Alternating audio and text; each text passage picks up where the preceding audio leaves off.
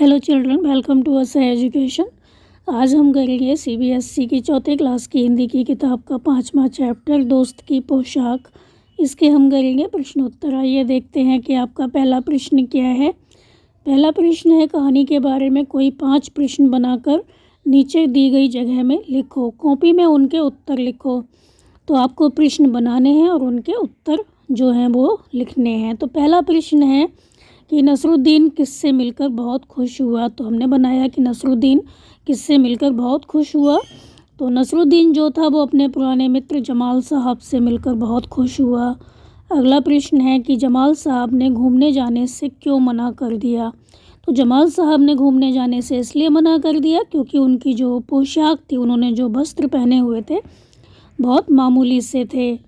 अगला प्रश्न है, नसरुद्दीन ने अपने पड़ोसी को जमाल साहब की पोशाक के बारे में क्या बताया। तो नसरुद्दीन ने अपने पड़ोसी से कहा कि जमाल साहब ने मेरी अचकन पहन रखी है।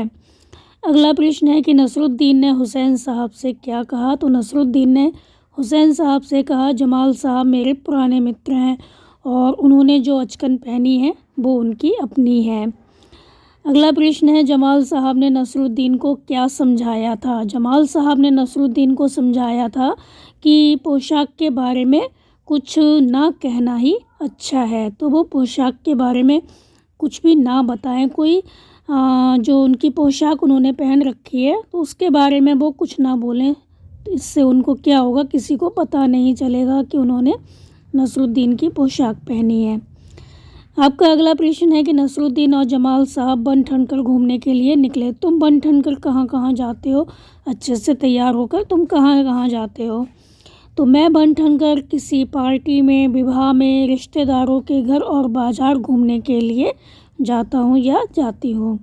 अगला प्रश्न है, तुम किस किस तरह से बनते ठनते हो। तो तुम किस तरह से तैयार होते हो। तो मैं स्नान करता हूँ या करती हूँ, फिर नए कपड़े पहनता हूँ, बालों में कंघी करता हूँ, जूते पॉलिश करके ही पहनता हूँ, हाथ में घड़ी बांधता हूँ।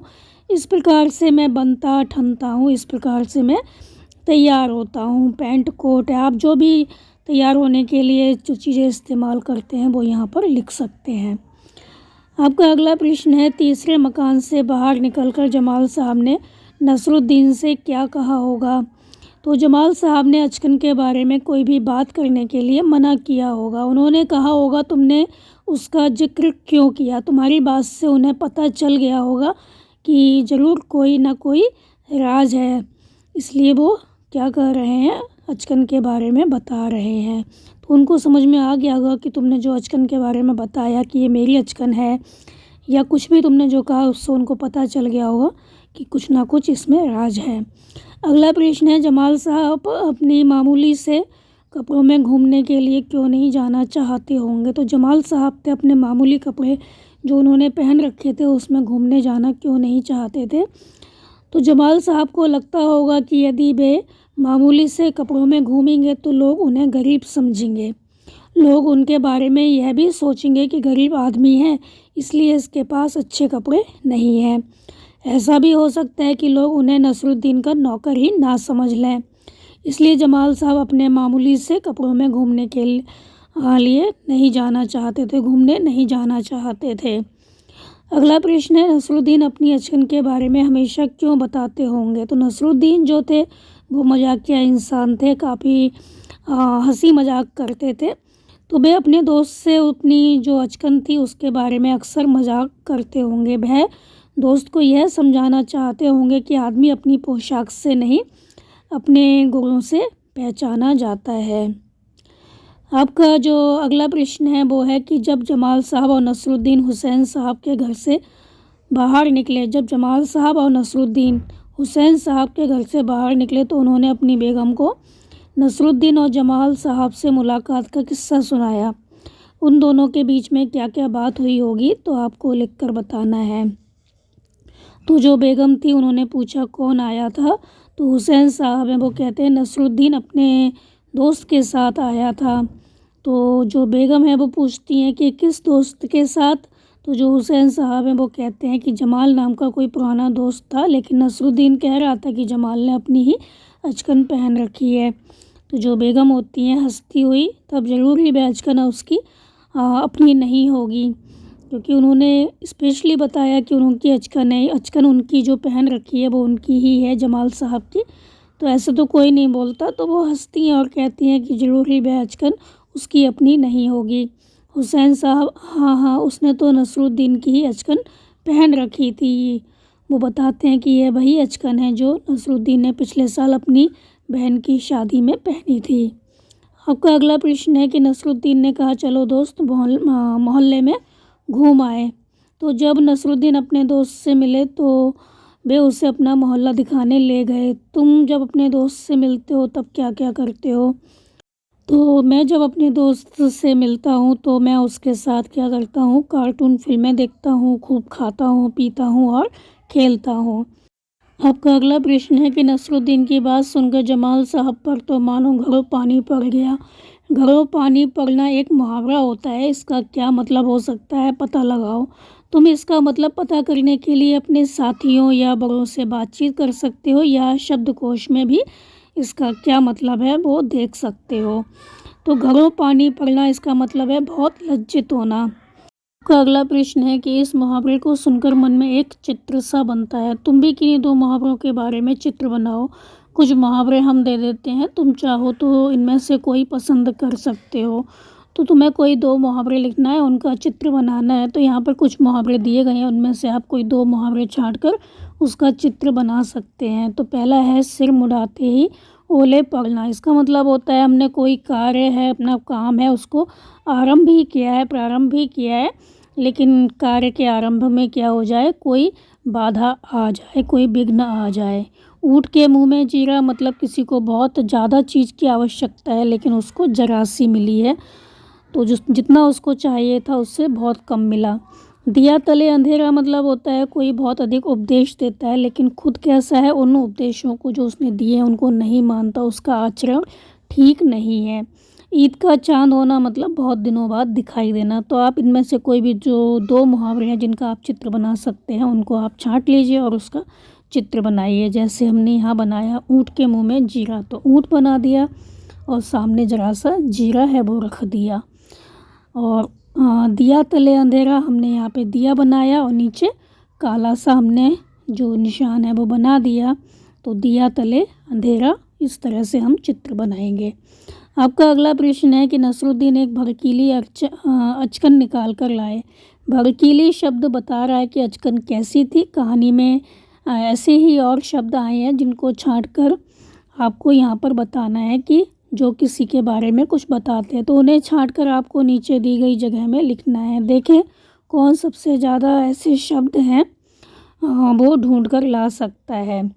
पुराना दोस्त, भड़कीली, पुराना, जैसे शब्द किसी के बारे में कुछ खास या विशेष बता रहे हैं, इसलिए इन्हें क्या कहते हैं, हम विशेषण कहते हैं। ऐसे ही और शब्द हैं जैसे मामूली सी पोशाक, खास दोस्त। खास दोस्त मतलब आपका कोई बहुत ही अच्छा दोस्त है और सबसे अलग है वो। कई सालों, अन्य पड़ोसी, यह अचकन। तो हम और शब्द जो हैं वो छांट कर लिखेंगे। पुराना दोस्त, मामूली सी पोशाक, खास दोस्त, कई सालों, अन्य पड़ोसी, यह अचकन। आपका अगला प्रश्न है कि पड़ोस के घर में जाकर नसरुद्दीन पड़ोसी से मिले। तुम अपने पड़ोसी बच्चों के साथ बहुत से खेल खेलते हो, पर क्या तुम उनके परिवार के बारे में जानते हो?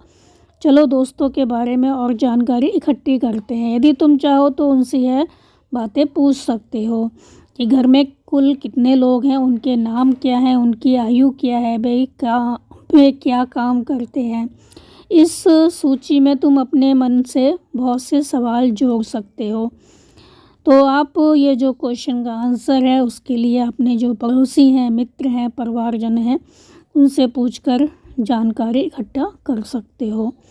अगला प्रश्न है कि इन शब्दों को बोलकर देखो, यह मिलती जुलती आवाज़ वाले शब्द हैं। जरा से अंतर से भी शब्द का जो अर्थ है वो बदल जाता है। नीचे इसी तरह के कुछ शब्दों के जोड़े दिए गए हैं, इन सब के अर्थ अलग अलग हैं। इन शब्दों का वाक्य में प्रयोग करो। तो घड़ा, एक है घड़ा, दूसरा है गड़ा। फन और फन, घूम, झूम, राज, राज, और फन, फन, सजा, सजा, खोल, खौल। तो आपका जो पहला शब्द है आपका ये है घड़ा। तो घड़े के हम बनाएंगे वाक्य प्रयोग कि कुम्हार घड़ा बनाता है या घड़े का पानी ठंडा होता है। गड़ा, तो सुनार ने हार गड़ा, मतलब सुनार था, उसने क्या किया, हार बनाया। घूम, तो घूम का हम लिखेंगे कि मैं अभी मसूरी घूम कर आया, कुछ भी लिख सकते हैं, मैं पार्क में घूम रहा था। झूम, बच्चे पार्क में डांस करके झूम रहे थे। राज, तो हम लिखेंगे भारत में अंग्रेज़ों का राज रहा, उन्होंने शासन किया। दूसरा राज है, इसका मतलब है जो हमारा जो राज है, जो हमारी छुपी हुई बातें हैं, वो हमें क्या करना चाहिए, किसी को नहीं बतानी चाहिए। तो घर के जो राज हैं वो हमें कहीं नहीं बताने चाहिए। जैसे हमारा रुपया पैसा है वो कहाँ रखा है, हमारे पास कितना सोना चांदी है, तो ये सारी जो बातें हमारे घर के जो राज हैं वो हमें किसी को नहीं बताने चाहिए। एक है फ़न, तो जोकर अपने फ़न में माहिर होता है, मतलब जो जोकर होता है वो अपनी जो कला दिखाता है उसमें बहुत अधिक माहिर होता है, तो उसका जो हुनर है। तो पहले फ़न का जो अर्थ है, इसमें बिंदी लगी है, उसका मतलब है हुनर। और दूसरा जो फ़न है वो है सांप का जो फ़न होता है, तो सांप ने अपना फ़न मारकर उसको घायल कर दिया। सजा, तो सजा का मतलब होता है सजाना। तो दीपावली में सारा शहर सजा होता है। दूसरा है सजा, इसके नीचे बिंदी लगी है, इसका मतलब होता है हमें सज़ा जो मिलती है, पनिशमेंट जो होता है, तो चोरी करने पर सज़ा मिल सकती है, मिलती है। खोल, तो जैसे खोलना, मतलब जो दुकानदार होते हैं वो क्या करते हैं, सुबह सुबह दुकान खोल लेते हैं। और खौल, खौल मतलब अगर गुस्सा आता है तो हमारा खून क्या होता है, खौल जाता है। तो गुस्से के कारण मेरा खून खौल गया। तो अगर मैं देर में लौटता हूँ तो मेरी माँ का खून खौल जाता है। तो ये थे इस प्रश्न के उत्तर, इस चैप्टर के प्रश्नों के उत्तर। आप इनको अच्छे से समझ कर याद कर लीजिए और हमारे चैनल आशा एजुकेशन को लाइक कीजिए, सब्सक्राइब कीजिए और शेयर करना बिल्कुल मत भूला करिए। Thank you.